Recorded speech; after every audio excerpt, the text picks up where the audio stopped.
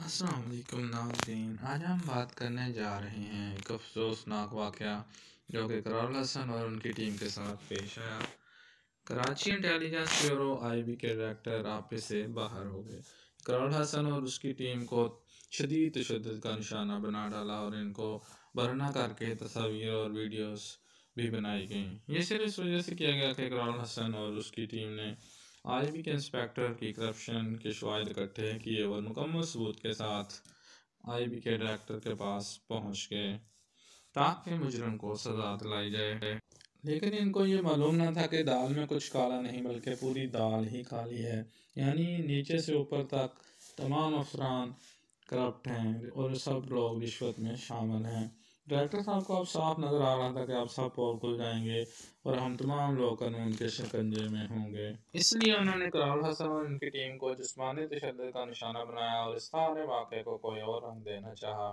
دوسرا، یہاں پر انہوں نے یہ ثابت کرنا چاہا کہ پاکستان میں جو سچ بولے گا یا کچھ بہتر کرنے کی کوشش کرے گا اس کو کس طرح مارا جا سکتا ہے، اس کی آواز کو کس طرح دبایا جا سکتا ہے۔ ناظرین، جب سے پاکستان معاذ وجود میں آیا ہے تب سے ہی ایسا چل رہا ہے۔ حق سچ کی آواز کو دبا دیا جاتا ہے، خوف و ہراس پھیلا کر اصل واقعے کو چھپا دیا جاتا ہے اور مجرموں کو بچا لیا جاتا ہے۔ اس لیے ہمارا نظام ناکارہ نظر آتا ہے اور پاکستان ترقی کے بجائے روز بروز زوال کی طرف جا رہا ہے۔ اگر ہم پاکستان کو ترقی کرتا دیکھنا چاہتے ہیں تو ہمیں ان مگرمچھوں کا خاتمہ کرنا ہوگا اور کرپشن کو جڑ سے ختم کرنا ہوگا جو ہمارے ملک کی ترقی کی راہ میں رکاوٹ بن رہے ہیں۔ اس لیے حکومت کو سخت اقدام کرنے ہوں گے۔ جب تک کسی معاشرے میں، کسی ملک میں عدل و انصاف کا نظام قائم نہیں ہوتا، وہ معاشرہ، وہ ملک کبھی ترقی نہیں کر سکتا۔ اقرار الحسن اور ان کی ٹیم پر تشدد کرنے والوں کو کڑی سے کڑی سزا دینی چاہیے۔ صرف معطل کرنا اس کا حل نہیں ہے، ان کو عبرت کا نشان بنا دینا چاہیے۔ اقرار الحسن تو ایک مشہور اینکر پرسن ہیں، یہ لوگ ان کے ساتھ ایسا کر سکتے ہیں۔ غریب عام لوگ جو سچ بولتے ہیں، ان کی آواز تو دن میں ہزاروں جگہ پر دبائی جاتی ہے۔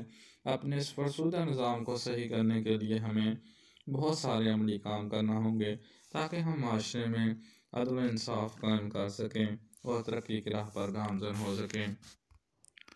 ناظرین، اس کائنات کا خالق عظیم، عادل اور منصف ہے۔ وہ اپنے عدل و انصاف سے دنیا والوں کی نگرانی کرتا ہے، بلکہ کائنات کی ساری مخلوقات کے ساتھ انصاف کرتا ہے اور کسی پر بھی ذرہ برابر ظلم نہیں کرتا۔ مگر انسان ہے کہ اس نے ایک دوسرے پر ظلم کر کے دنیا کا ماحول مقدس بنا دیا ہے۔ آج کل کی صورتحال ایسی ہے کہ شریف انسانوں، نیک دل مسلمانوں اور عدل و انصاف کرنے والے آدمیوں کا یہاں پر جینا دشوار ہو گیا ہے۔ نبی پاک صلی اللہ علیہ وآلہ وسلم نے مومن کا وصف بیان کرتے ہوئے فرمایا، مومن بھولا بھالا اور شریف ہوتا ہے اور فاجر فسادی اور کمینہ ہوتا ہے۔ دعا ہے اللہ تعالیٰ اقرار الحسن بھائی اور ان کی ٹیم کو جلد سے جلد سے یاب کرے۔